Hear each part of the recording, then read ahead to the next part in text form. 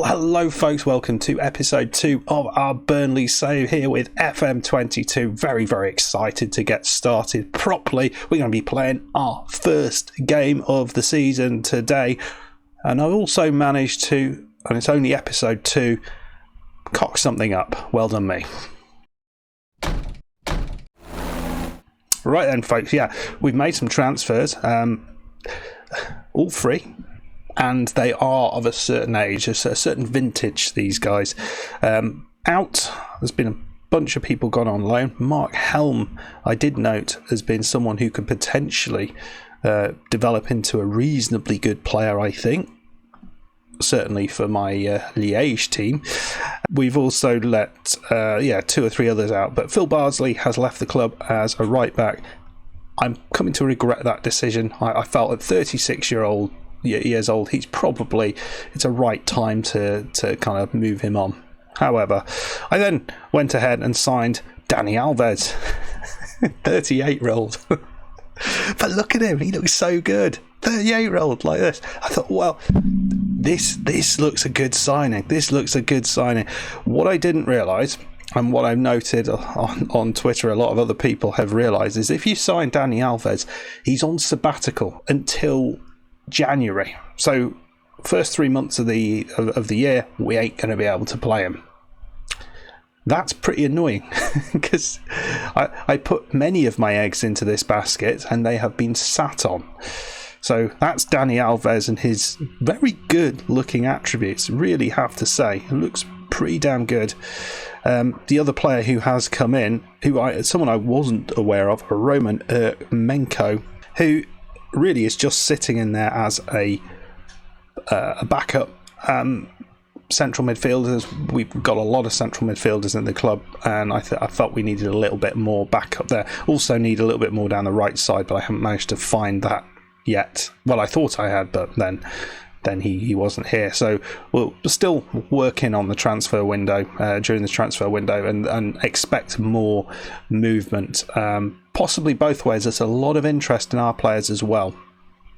But this lad, he can pick a pass, and that 16 passing and 17 vision did some way to convincing me he was a pretty good player to have in there as a playmaker. He could also play a little bit further on. Physically, he certainly is deteriorating somewhat, but I think if we're playing him in that central midfield, it probably isn't going to matter too much because he's not going to be, certainly if he's playing as a deep line playmaker, he's not going to need to move around quite so much. So having a load of pace isn't really going to do anything. That's good.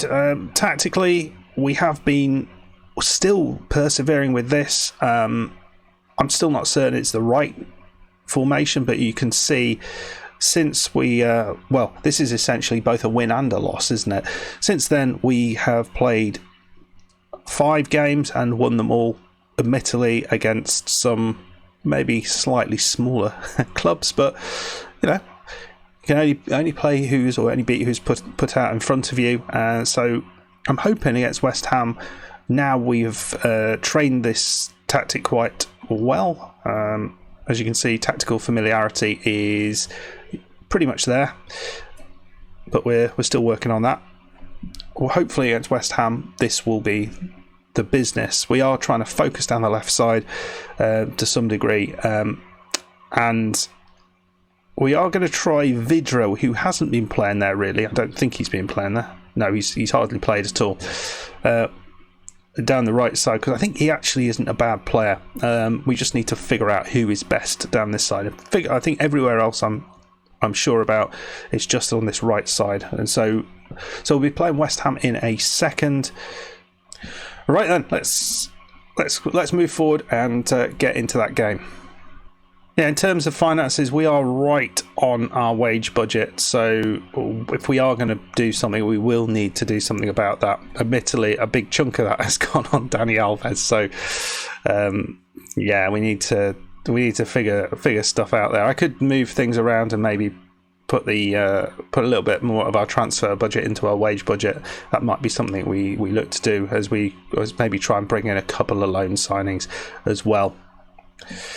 Right then, here we go. We are in the evening game. In terms of results, unsurprisingly, Liverpool have started out with a comfortable victory. I'm not entirely sure who they beat. Oh yeah, they beat Everton 5-1. Oh dear, that the Merseyside derby from hell for Everton. Really good win for Leeds, as we can see. Chelsea beating Newcastle. Let's have a look who Newcastle have brought in, because obviously they're now super rich. Does it? So yeah, it doesn't look like they've actually made any moves in the transfer market, which is interesting. A lot of YouTubers having a lot of fun at Liverpool. Right then, folks. They wanted to bring on Goodman's. I mean, that's who's been playing. Let's do it, and we might do that. We'll sort the opposition instructions out. I'm probably going to agree with that and go on cautious for now, and let's see how we do. A lot of people saying that FM is really easy. I have never found that. That seems to be said every single year. I've never found that. I can guarantee I'm not going to win this easily. In fact, I'm probably going to lose this game. All right. The new lad, Menko, Finnish international. Not many cracking Finnish players out there, are there? Don't get that. Probably because it's so cold there. But Finland never seemed to produce the world class players. Whereas we've had Erling Haaland come through Norway. Lots of good Swedes as well have come through in the past. Lots of decent Icelandic players as well. But Finnish. Not that many. Mixu Patalainen is who I'm thinking of. Who's and that's going back a bit. Here we go. Team is Wood up top, McNeil on the left, Goodmanson on the right, Brownhill, Cork, and Westwood in the centre. Come on, let me finish. Let me finish off the team sheet. Yeah, Pratt. And then the back line of Taylor, Mee, Tarkovsky and Long and Pope in goal. So we'll see how this does. With Kevin Long at right back is a worry, but yeah, that's all we got. So we're going to start with an encourage. Don't know quite how powerful the shouts are going to be this year, but let's see what we do. We've got the ball at the back. I think this is probably just a kick-off highlight. Into Goodmanson, decent pass into Tarkovsky. Cork plays it through. He's going to find Wood. Not quite. Decent effort though. Good start. Right, it's a corner. Brownhill. I don't know why I said it like that. Brownhill, and Tarkovsky gets the goal. He is the opening goal scorer for my FM22 experience. No, not a bad one. A lovely header, towering header from Tarkovsky, and he is, and we are 1-0 up. A bit of a surprise. Actually started not too bad. Another opportunity with the head potentially, and it's Wood at the far post. Their defenders completely missed it, and we're 2-0 up. What the heck? We couldn't head to save our life in the match against the under-23s, but look at this terrible missed header from the centre back Diop, and not expecting this. Well, maybe a chance right at the end here for Burnley. Long ball in, and Cresswell just goes like he's been pushed by, I don't know, a bison. Oh, look at this, a bit of argy-bargy in there. Oh, that's really good. Penalty, yeah. I'd agree with that. Right there, here we go. Susek steps up and puts it away. 2-1. And that was that was silly. That was very, very silly, that penalty from a push. A push off the ball. A really hard push. And just before half time as well. That's disappointing. So every single highlight we've seen so far has ended in a goal, which is fascinating. You can see that XG wise, we are playing ahead of our XG, and they basically had 3 chances, but the penalties are seen as something that you should be scoring from. Here we go into the second half. We'll start again with an encourage. Yeah, we'll do that. hopefully the things that come up here are a little bit more sensible than they used to be in previous versions of FM. Right, we're at about 60 minutes. Now we have to manage tiredness, I think, quite well. What I will do here, I think I'm going to take... No, what the heck? Why is Aaron Lennon anywhere near this team? No. Undo. I don't even remember putting the bugger on the bench. We'll put Vidra on there. Right, there we go. All right, Brownhill. Or Brownhill. Brown Mound. out to Taylor. Another header, and it's off the post. Wow, well done, boys. Really nice attack, but is that the end of it? Barama into Antonio, who's always a bit of a beast, and Tarkovsky just takes him out. That's what we like to see. Did he get a card for that? No. No. Yeah. There's a lot of changes going on. We haven't made any sort of changes yet.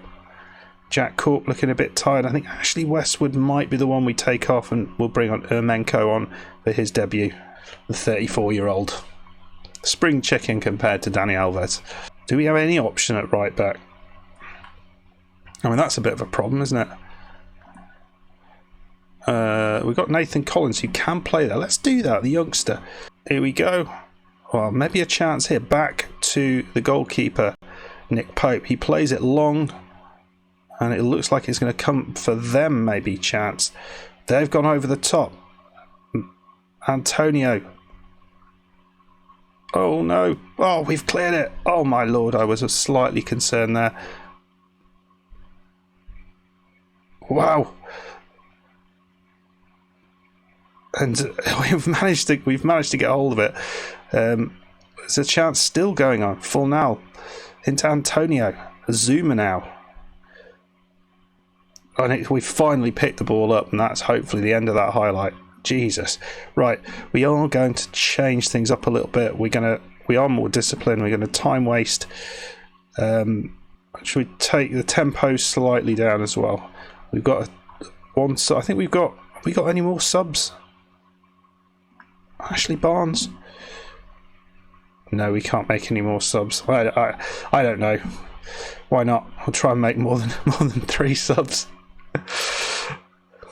I think I should be allowed. And Brownhill absolutely smashes it over the top there.